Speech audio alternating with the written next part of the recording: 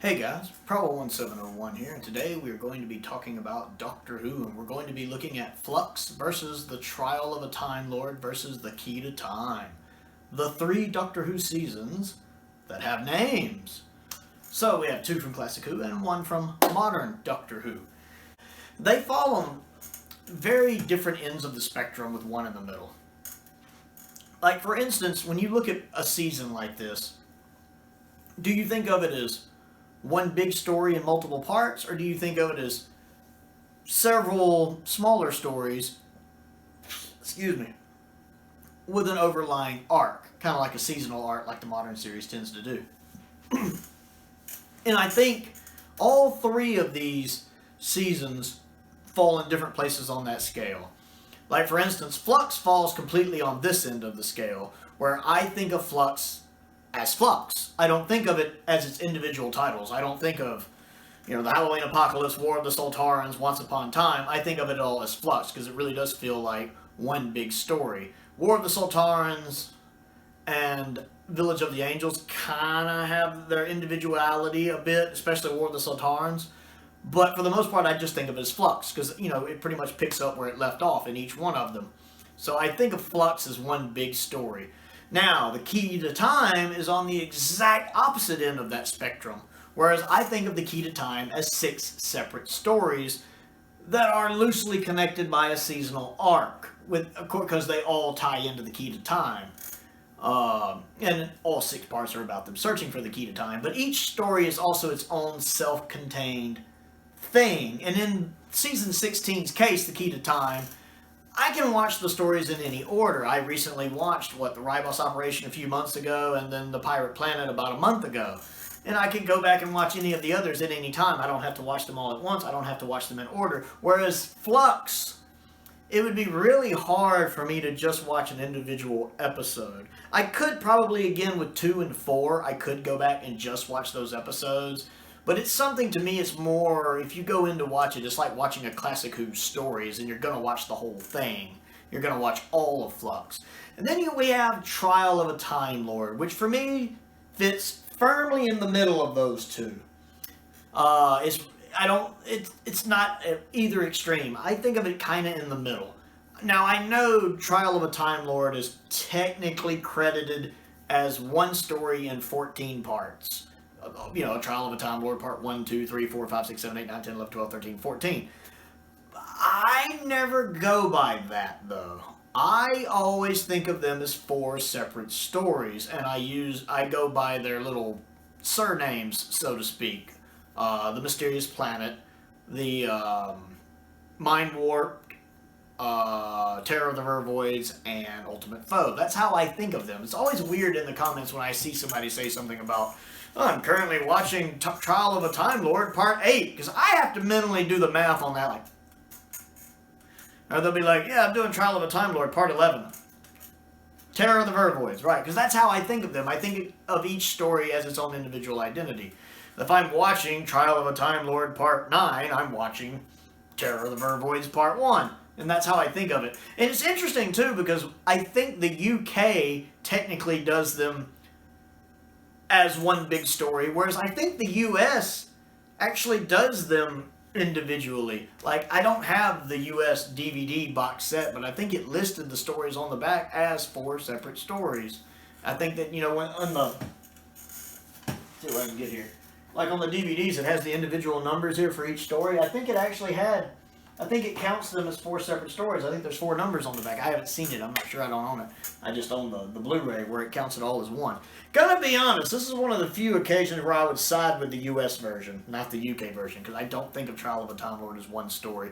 Because, again, each story has its own uniqueness. Now, granted, the trial scenes do kind of give it that one story arc thing going to it, but for me the trial scenes hurt the individual stories.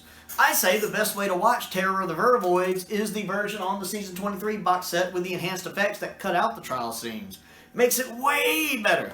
And I liked Terror of the Vervoids to begin with, but it's way better without the trial scenes slowing it down, and that's pretty much in most of the stories this season.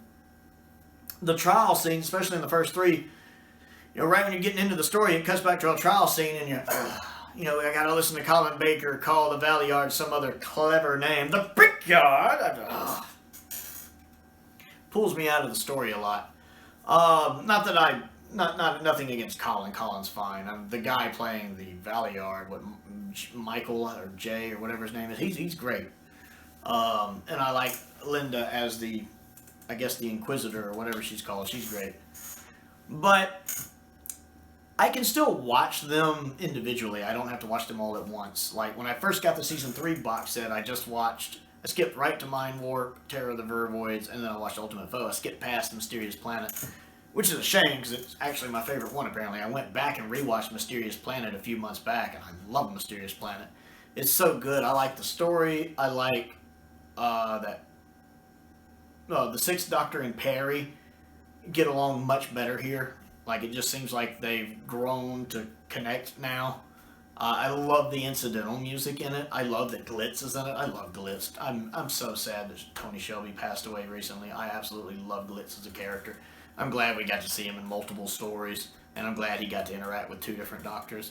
So I think of Trial of a Time Lord as 4 separate stories, though I can understand watching it all in one go with the trial scenes to kind of connect it all up.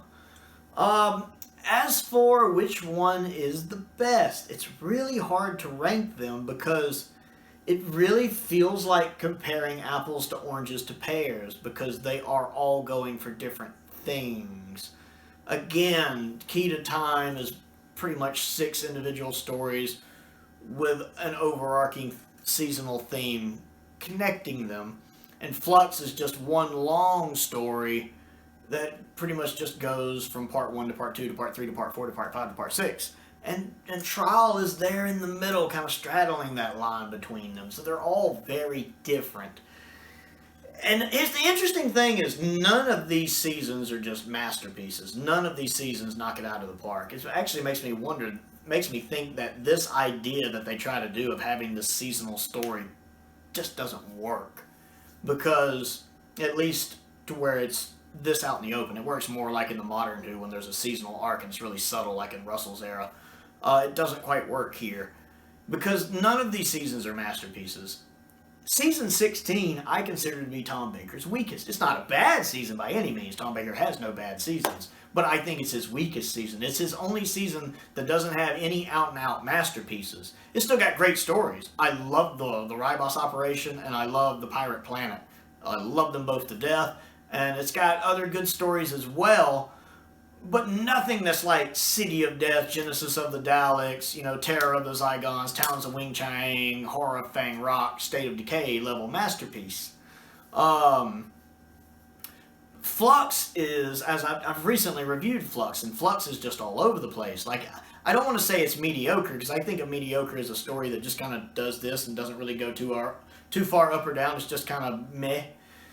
Whereas in Flux has really good parts and really bad parts, and it just does this the whole time. It's like a roller coaster, and it has some things that doesn't make any sense because, as I mentioned in my Flux review, it seems like it was supposed to be more episodes and it got cut down. So a lot of characters feel needlessly there, and a lot of plot points don't go anywhere. So it just feels kind of like a disjointed mess, while still not being bad.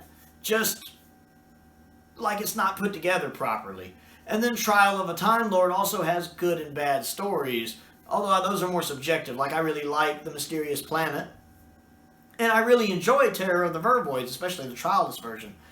And Ultimate Foe is interesting, but that's more because of the behind-the-scenes stuff that had to go into Ultimate Foe. And to be honest, considering everything behind the scenes going on with that, the fact that Pip and Jane Baker were able to deliver the story they did for part 14, my hat's off to them. I think Pip and Jane Baker get a really bad rap, especially when you take into account the latter 2 of their 3 Doctor Who stories, the circumstances they had to be written in, the circumstances behind Ultimate Foe part 2, and the circumstances behind everything going on behind the scenes with Time and the Ronnie.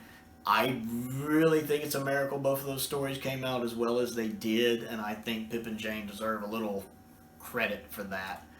They definitely need some slack cut toward them for that. But because of part 13 and part 14 being written by two separate people who think very differently, I shouldn't say, with part 13 being written by basically Bob Holmes, Eric Sayward, and 14 being written by Pip and Shane Baker, who had no idea what was going on in 13 and how 14 was supposed to end. They just had to kind of make it up as they went. It's a Miracle Ultimate Foe is as decent as it is, and then I don't really care for Mind Warp. As much as I love Brian Blessed and he's great, and I don't really care for Mind Warp.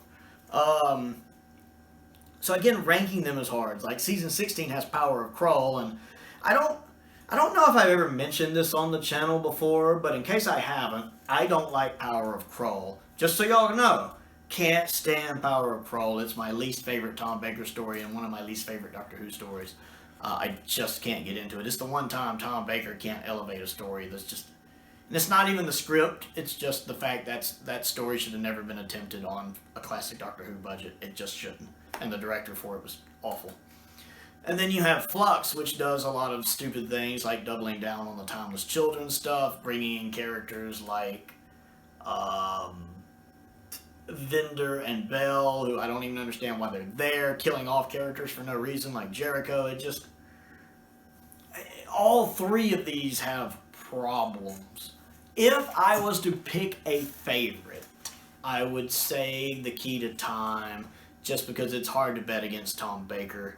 I think Tom Baker is probably the best Doctor, whereas I think the 6th Doctor and the 13th Doctors are probably the two worst Doctors. Not that I dislike them, I just think they're probably subjectively the worst Doctors, and I think you can make a strong objective argument, especially for Colin, just going by his TV appearances, for them being the two weakest Doctors. And so season 16 wins partly because of that, because Tom's just amazing. I like Romana 1, although I also like Yaz and Dan and Jericho, so I'm fine with that. My least favorite would probably be Trial of the Time Lord there, just because you have Mel and you know, the latter half of it, and I don't like Mel, and I'm not a big fan of Perry either, to be honest. I don't hate Perry, but I don't really care for Perry, so I think Trial loses out in the companion area. And then the quality of stories, just all three of them is just up and down, up and down, up and down.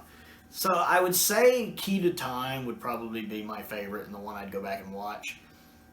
If I was ranking it second, I'd probably say Trial of the Time Lord over Flux, but it could just be because I just recently watched Flux and don't want to watch it again, so that could be more of a tie. And we also have to talk about, of these three stories, which one wraps up the season the best, which one kind of wraps everything up nicely, and then just which one of the season finales is the best, because those can technically be separate things. Flux, to me, doesn't wrap everything up. There's still dangling threads, like most of the universe being destroyed. They haven't fixed that, so we still don't know what's up with that. So much of the universe has been damaged by the Flux, and that's just kind of left out there. We still don't know what happened to that little girl Peggy that was traveling back in like 1901. Well, I guess we know she grew into the other woman, so I guess we know what happened to her. That really did seem pointless. There's just so much that Flux doesn't tie up because it feels so rushed. Swarm and Azure, just being defeated so easily, never finding out about them in her past, what Swarm and Azure were to the Doctor in her past. It feels very sloppy. Trial of a Time Lord leaves us with that dangling hook of the Valeyard surviving, and it never picks back up on that, at least in the TV show. I know in the audios he comes back, including The Last Adventure, but we never really get anything for that in the TV show, so that just kind of felt like a missed opportunity. It is nice to see everything wrap up decently, with him being basically acquitted and left to go with Mel, although it's still kind of weird that it's weird with him and Mel, like he's not meeting Mel the first time Mel met him. It's really confusing where Mel is in the time stream when they just leave together. And then I think there's the Key to Time, which wraps things up the best. I mean, it's kind of weird because the White Guardian never gets the key to time to set everything right like I thought he originally needed to, because right after Tom Baker gets it and he realizes the Black Guardian's there, he sends all the pieces back, so the White Guardian never gets to fix everything. It's a little awkward, but it does wrap everything up really well. I mean, the Doctor keeps the Black Guardian from getting it. He has that wonderful scene at the end, because I have the key to time. And I love the way Tom Baker does that. Of the 3 season finales, the key to time is definitely my favorite. And I think it's a really solid story. Not a masterpiece by any means, but a really solid story. And better than people give it credit for. I think it's an underrated story. I really like having Lalla Ward as the princess in it. Finding out, she is the segment. That's a really neat little twist. I like the guy playing the commander that's being controlled by the Thing. Just as an actor, I think he's really good in the story. I love the scene when the Doctor creates the time loop, but since that one piece of the key is not the real piece of the key, the time loop is slowly stretching with that countdown. I think that's really neat. The guy playing the Shadow, and it's a little hammy. I like the idea of the character. I just don't think he's executed all that well. The character of Rex is very irritating. I like the idea of there being another Time Lord there, but the way he's portrayed is a bit grating. Tom Baker is great in the story, though. And again, I love how Tom Baker plays that at the end. I know it's written to be darker, like maybe the Doctor's considering giving in to all of his dark sides and using the key to time, can do whatever he wants, because no, there is no other will, there's only my will. But I love the way Tom Baker plays that scene in his kind of over-the-top way. There's only my will. So what do you think? I love that, because it's very Fourth Doctor. It is spot-on Fourth Doctor. Nobody knows the Fourth Doctor better than Tom Baker. So I think when Tom Baker has a choice for how his character should act, it's usually the way to go. And I understand that Tom Baker and the director butted heads on that, and the director was really frustrated that Tom wouldn't do it the way he wanted. But in that situation, and I know in the Target novelization, I think that scene's written really dark, but in my opinion, I think Tom called it right. I think Tom did that the way that should have been done. I could have seen other versions of the Doctor playing it darker, like Capaldi, or Hartnell, or Tennant, or McCoy. But I think for the Fourth Doctor, it's played beautifully, and that final scene is one of the reasons why I like the story that much. So I am very on board with how Tom chose to do that. But just between the 3 stories, I think it wraps its seasonal arc up the best, the cleanest for sure. And I think it's the best one to watch of the 3. So I would like to know what you guys think of these 3 seasons. The Key to Time, The Trial of a Time Lord, and Flux. How would you rank them? What do you think of them? Do you really think it's apple and oranges and pears? Because they are 3 very different beasts in my opinion. And what you think of each of them on their own. Let me know. I always enjoy hearing from you guys. Other things to do, click the like button, click the subscribe button, click the bell for notifications. I also have a Patreon. If you like what I do and would like to support what I do, there's a link to my Patreon down in the description below. I have all sorts of different tiers there. My entry-level tier is only $2 a month. If you just want to give me a little bit of support, help me import some of this Doctor Who stuff I import. I live in the States. It would be much appreciated. Plus, it's much like how I always enjoy seeing the subscriber count grow. It's always nice when you see somebody new join your Patreon, even if it's only $2 a month. It always puts a smile on my face when I see a new person join up, that they're willing to give me money just to hear me talk about Doctor Who. That's pretty awesome. A very special thank you to all of the patrons I have right now. I really appreciate every single one of you. And a special thank you to all of the subscribers I have right now. At the time I'm recording this, I'm at 599 subscribers. So hopefully by the time you guys see this, I'll have jumped over 600. I really am trying to get to 1,000, so I would love for people to help me grow that. Most importantly though, thank you for watching.